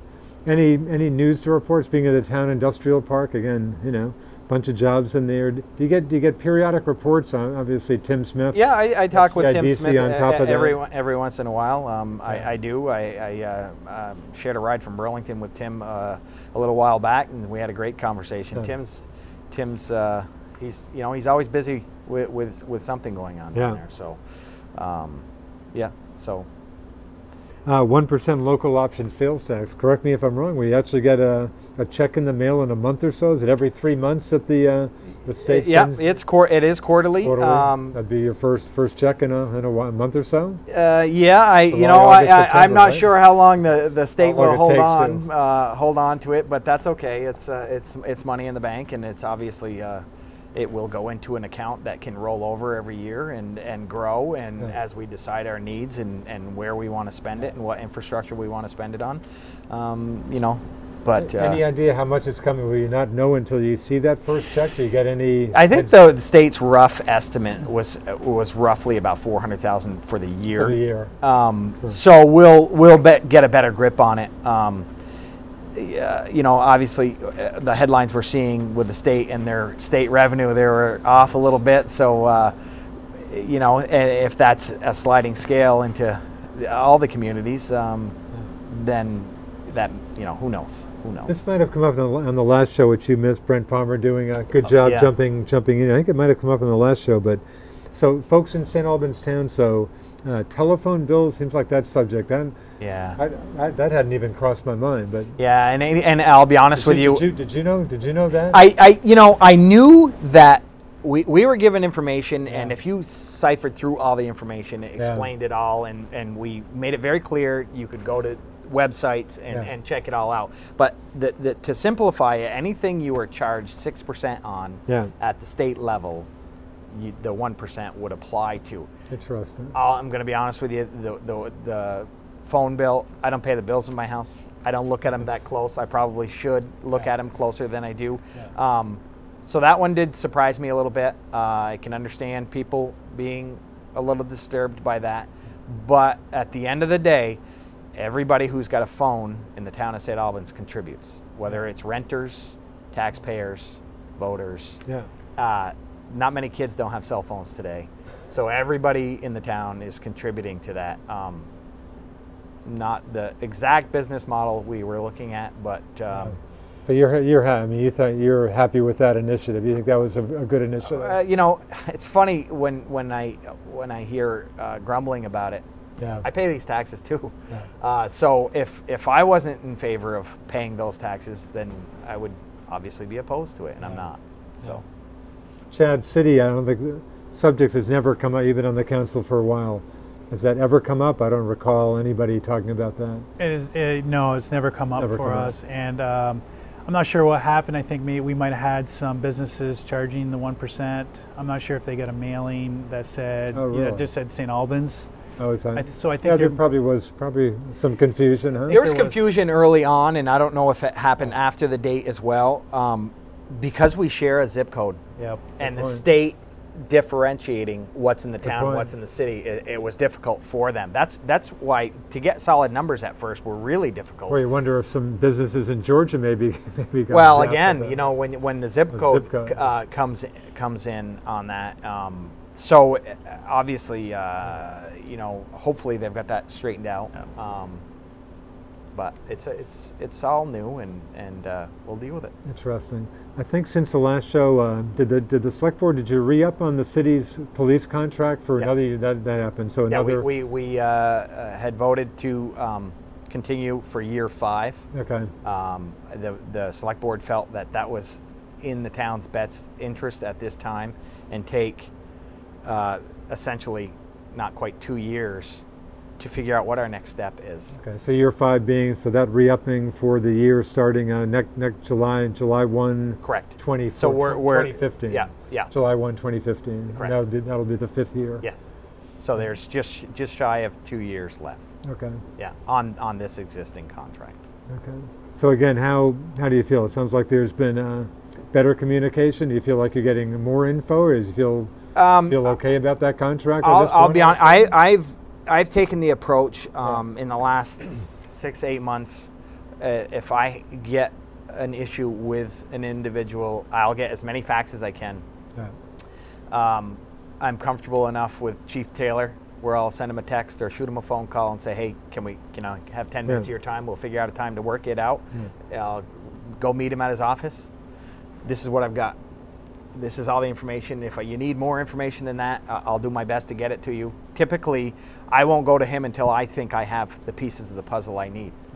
There's been instances where he's got great answers. I go back to the individual, share what Chief Taylor shared with me, and they're completely happy with it. There's been instances where he says, you know what, I need to fix something. And everybody seems to be satisfied on both sides for the most part. You're going to get people that just aren't, you know. And again, whether it's valid or it's not valid, I don't make everybody happy every day either. So we'll do our best. And it sounds like I think the communication. Pretty comfortable with the situation. Yes, I am, and the communication is key. And the more you communicate with somebody, the more comfortable you are. Liz and I have said that I don't know how many times on this show. And at this point, I think that's what's best for the town. Chad, City PD, I talked to on the night out a month or so ago. I had a chance to talk to the chief on Taylor Park, but I think he said City PD was down maybe a couple of positions. City PD is still down a position or two at this point, or I believe so. I'm not 100% sure, but I think they are down. Maybe one position.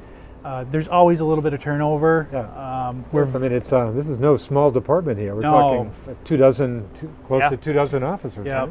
And that's always built in. There's always enough officers on duty. There's plenty of, if there's overtime, they'll take it.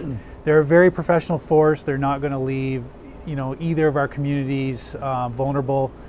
They make sure that if there needs to be someone there, there's someone.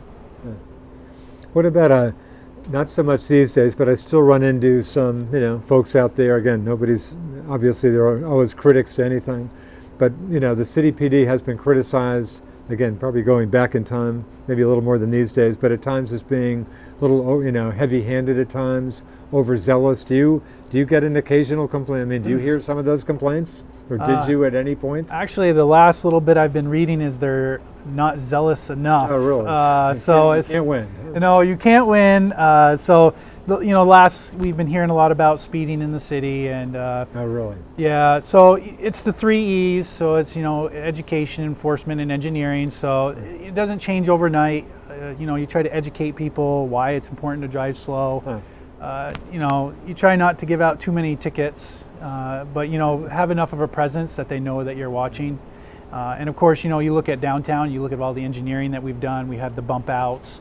You see the lights where people cross now. There's 5 locations where there's flashing lights in the crosswalks. So I think everyone's doing their part. It's just going to take a little bit of time to catch up. But yeah, being heavy-handed, I haven't heard that one lately. No, that's interesting. So you're hearing more concern about people driving to, boy, of course, I'm in the city, live in the city and stuff. Boy, I don't notice that myself. Bernie, do you notice was that something that would have popped into your mind? In the city? No, not a whole lot. I will tell you what is effective is the moving speed limit sign. I think that's a good thing to throw. You know, and it really opens. I mean, we all look down at our speedometer every once in a while, but I'll tell you, if you're going, I don't know if it's 10 miles an hour over.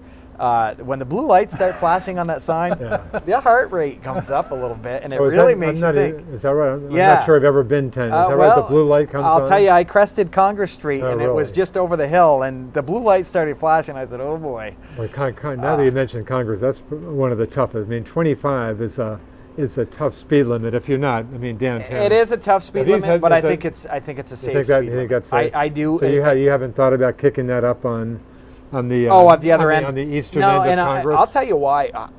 When I leave in the morning, probably 4 out of 5 days when I go to work, and on the weekend in the morning, you come up Congress Street and you crest it, and the sun's rising. If the sun's out, you're blinded, and obviously, that's a good point. You know, that time of day, and then with the kids going to school, you got school buses are back. A lot of kids in those neighborhoods ride bikes to school, so they're not on the sidewalk; they're on the side of the road. Good point. That's a really, really busy street to get to the interstate from a lot of neighborhoods. Yeah. So I think 25 is my opinion. 25 is fine. Right. As I tell you the story, I was going 10 miles an hour over the speed limit and the blue lights were flashing. So, but it slowed me down and it made me think. Yeah. I know it's down at the Bay right now.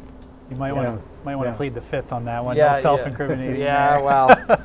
No, that definitely does get your attention. Yeah. So Chief Taylor, of course, also the city's fire chief, and again, talking to Gary on Nights Out, it sounds like you're not looking for another fire chief at this point. It sounds like that's the second position he'll be in for a while. Yeah, and I believe Does that sound like the way to go? No reason to look for a separate fire chief? No, I think everyone's happy with that, and you know, the morale in the fire department is pretty high right now.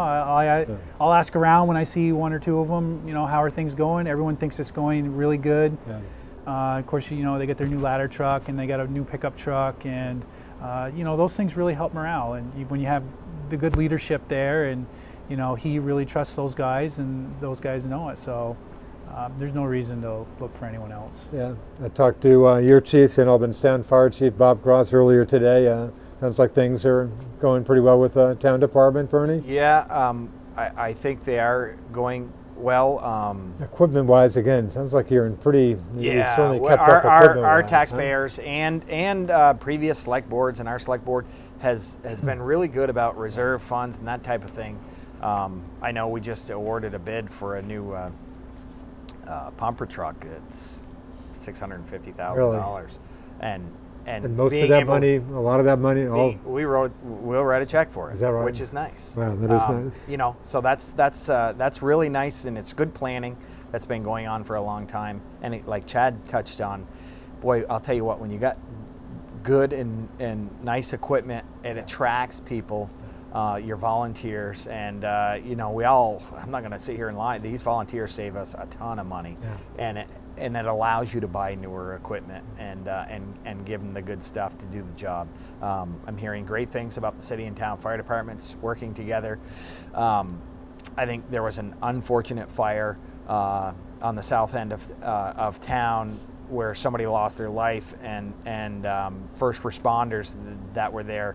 You know, I know some of them have had a tough time with that, but hey, these guys, there's no doubt in my mind, they do the best they can, and these things, unfortunately, they do happen, but they don't happen a lot because we've got good first responders in both communities.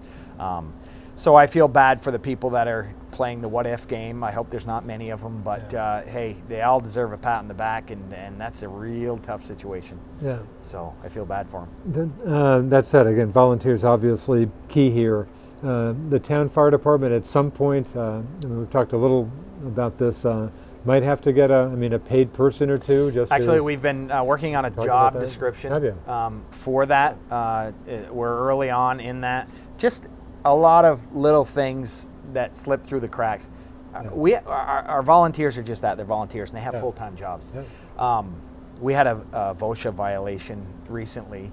With the FD, with the fire department? Yeah, and we were fined on a couple things. Oh, really? And, you know, they weren't a big deal, but they were legit. Yeah. Now, it's hard to ask somebody to maintain, and a lot of it was documentation.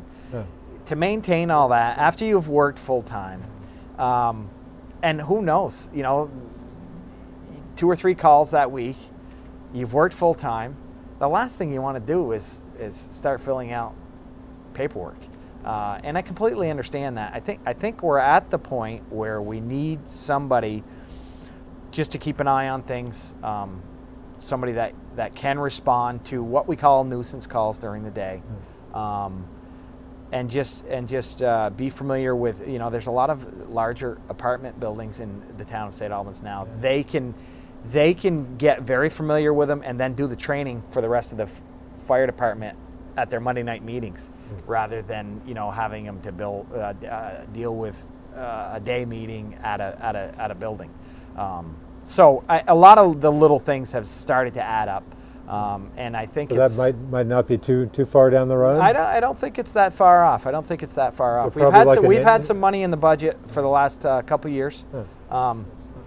So you know, we're trying to work that out. We're trying to work that out. So I think it's time we do something. And that would probably be what, like an 8-hour shift, like a Monday through Friday. Something like that. Again, we're working out the details on that. It's a tricky one with a volunteer fire department. You got to be real careful. Again, we appreciate everything these guys do, and the last thing we want to do is start stepping on toes. So, again, we appreciate everything we do. We need to respect them, but get them the help they need. So there's a balance you've got to walk, and you've got to be real careful. Interesting. We had the early call on the St. Albans Bay situation. From just a St. Albans Town point of view, well, I mean, it's not like, I don't know if you guys catch any grief about the Bay situation, but I mean... Yeah, we do. And we should. We should. Do and you should. But I mean, boy, money-wise, I mean, and again, you talked about maybe some smaller steps that will at least get... But boy, it's not like St. Albans Town. I mean, money-wise, can just, you know, all of a sudden throw big bucks doing whatever you're going to do into St. Albans Bay. You know, with the MS4 being implemented, that will help some. I think everybody needs to do their part. You know, we can criticize this group and that group. It's not getting us anywhere. Let's do something about it, and have everybody do their share or their fair share, and let's try and save that bay. It's time. There's been a lot of lip service, and it really is well overdue that we put some real effort into it. And I'm hoping, you know, the state will work with us. I know at the watershed meeting the other night, the state has dedicated a couple of new employees to one specific to St. Albans Bay, one to St. Albans Bay, and I believe Missisquoi Bay. So there's there's the beginning, and hopefully we can keep that rolling and get some help down there. I know you folks, City Council and Town Select Board, got together a few months ago for a joint meeting. Any other joint meetings coming up? Anything scheduled at this point, or any talk? We don't have anything scheduled, but boy, wouldn't it be nice to get together? Who knows? Maybe on water and sewer at some point. In fact, the earlier show tonight, we talked quite a bit about water and sewer. It's kind of a frustrating hearing, especially the former selectman, Mitch Montagne.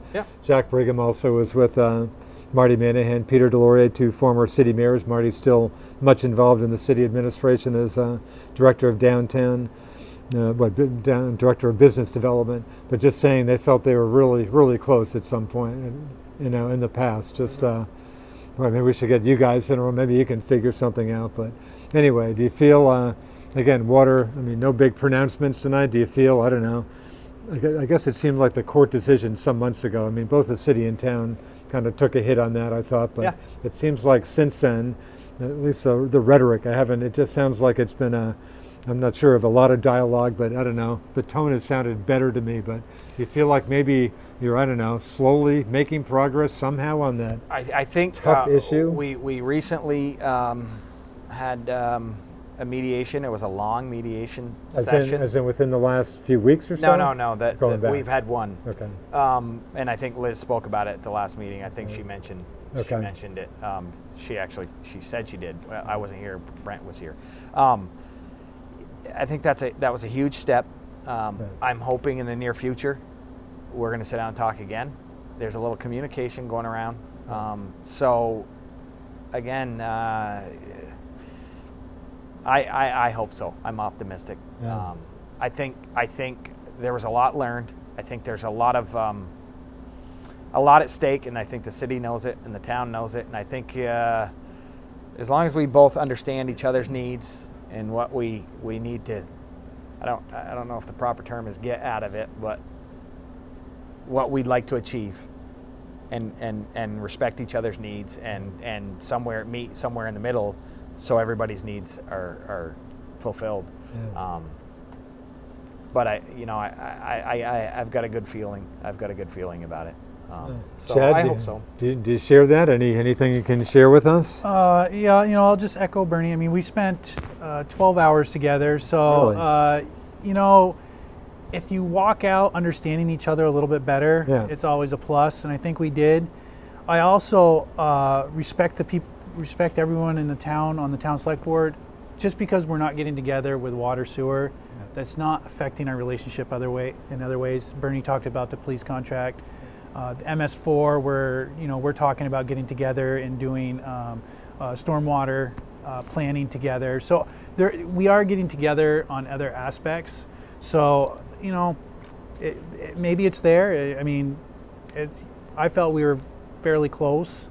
So I understand where they stand a little bit better. So that was helpful. Of course, the moratorium's still there, which is certainly a sticking. I mean, isn't it fair to say the moratorium? Certainly fair to say it's hurting the town now, or absolutely. Chad, isn't the moratorium hurting? Doesn't the city take a hit on that also?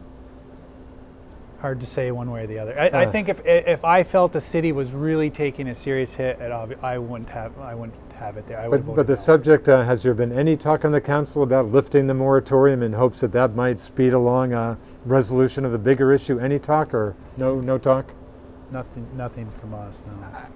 I will disagree with Chad on this issue, and I'll tell you why. I think it hurts both communities. Anytime you're hurting an area that surrounds another area, there's businesses that draw in. If 19 was hopping right now, it would draw people into the downtown. 20 is a little bit busy, and I believe the downtown is seeing effects of exit 20 being a little bit more busy. Now, good effects or bad effects? I think good effects. I've said that all along, and I think Peter, not in those same words. Walmart didn't. I mean, at one point, I remember a council member saying that downtown was going to be boarded up. I never believed that. I never did believe that. And that was the reason it was defeated way back the first time around, rightly or wrongly. People pay huge money to advertise their businesses, and I'm on Shelburne Road a couple days a week, and when one car dealership has a huge sale, they all benefit. So again, that's my point there. Now, as far as the moratorium, I'll change hats. Would we be as serious about talking about water and sewer as we are right now if the moratorium was not in place? No. I don't think so. I think we'd be sitting back. Yeah. The town would be buying water and sewer. Yeah. And so it is helping. It is hurting both communities, I believe. But without it, I don't think we would have taken the small steps we have taken so far. Interesting. So it's a double-edged sword. It is, and and again, I think people need to understand that. And although there is developers and businesses that are getting extremely frustrated with both communities, and that's obvious. Does that cost you some major projects at this point? How's You that? never know what it. I mean, I know of some major projects that. I mean, you might not even be getting applications because of that. So who? You never know what you're not getting. I'll be honest with you. I do a lot of work in Chittenden County, and for some big businesses down there, they don't know why you can't develop in St. Albans, and they call it St. Albans. Really? I don't know what's going on up there, but I hear you can't do anything up there. Is that right? And that's what you hear. Now, they don't know if that's a city. They don't know if it's the town, and they don't even know it's a water sewer issue. Some do, some don't. Sure, but they don't know the specifics. I'm sure a lot of them don't know that there's a separate St. Albans City and St. Albans Town. A lot of people don't. So again, who knows? We may not be missing anything we don't know about. We could be missing. You just don't know. You don't know. You don't know, and so we'll see what happens. But Chad, I think you certainly make a good point. I mean, that's still a big issue, but it's not like that issue is totally soured and prevented. Obviously, as you talked about, you have some stuff the city and town seem to do pretty well together. So it's not like that's killed everything, but it's certainly still there. I have people that have approached me that said they could care less if the town builds another building. They're happy with what we've got. We'll be just fine, and we don't want any more. Don't want to see. We don't want to see it. We're thrilled about the moratorium. Is that right? Well, and again, the way when you look at it like that, if you don't have job growth and you don't have growth, commercial industrial business is how you pay the bills. Not with residential housing. It doesn't pay the bills. It weighs on your school system. So that's how you pay your bills, and if you don't have growth, you're stagnant. Could we go a long time? We'd be fine for a long time, but does that make sense and get behind and have to catch up, and you don't know what the economy is going to do? If you get in the middle of a cycle where people can't afford to build or develop, you can get yourself in trouble in a hurry. So. Yeah, that comment makes me think of when in the town, the issue before the town, when there was some outside money to make some improvements in the St. Albans Bay area. One of the complaints from some of the opponents was, we don't want another Mallett's Bay. Right. I don't think that was ever going to happen. But we don't have the real estate to have a Mallett's Bay. But you heard that, and of course that issue went down. And there was some pretty good outside buckos at that point, I think, to do a few things. There was money for some interesting things. There was money for the ped path to go upside the interstate access ramp that they let go back. So again, a different time. We can't look back. We need to look forward. St. Albans today and tomorrow. In fact, we're down to a couple minutes left. Anything, Chad, anything we haven't talked about you want to give a little bit of attention to? Any meetings coming up? Any feedback you'd like on anything? Or no, we have a city council meeting next Monday. I do wish more people would come to them. Typically, you don't get many folks. Yeah, you usually hear the bad things you're doing, but like Bernie said, if we have people that come to the meetings and can give us ideas, it only helps us. Whether they're good or bad, it points us in the right direction. So, I encourage people to get involved. Yeah, Bernie, any final thoughts? I just like to mention how much we're going to miss Tess, and Tess calling in, and going to mention her at the end. Yeah, she was a huge part of our community. She was a hoot, I think. That's one way of putting it. I had the pleasure of sitting at an awards dinner over in the islands. She sat at my table with her granddaughter and her husband, and Dick Day and his wife. Needless to say, that was an interesting conversation. It was a lot of fun. I was at maybe that same gathering, but not at your table. It was fun. Anyway, nice words. We do miss you. We do miss Tess. Oh, absolutely. Okay, we'll say so long. Thanks to Joanne for doing all the hard work out there, and I want to thank, in this case, Bernie and Chad. But again, the show's been on the air for 10 years. I'd like to think it's been a good show for the community, for folks who can watch us, and I really want to thank again the representation I get from St. Albans City and St. Albans Town. We just had one stretch from the town, as it was for a year or less than a year, when they didn't participate, but for 10 years, without one exception, I really appreciate it. In this case, Bernie Boudreau, the select board chairman, being the typical guest, St. Albans Mayor Liz Gamache, Chad Spooner sitting in tonight. But thank you for making the show what it is. I appreciate it. Well, thanks for having us. It's a good tool for our community as well to get our thoughts out there. Thank you very much. That's it for Richard Cobrathwaite. So long for Northwest Access TV. We'll see you next month.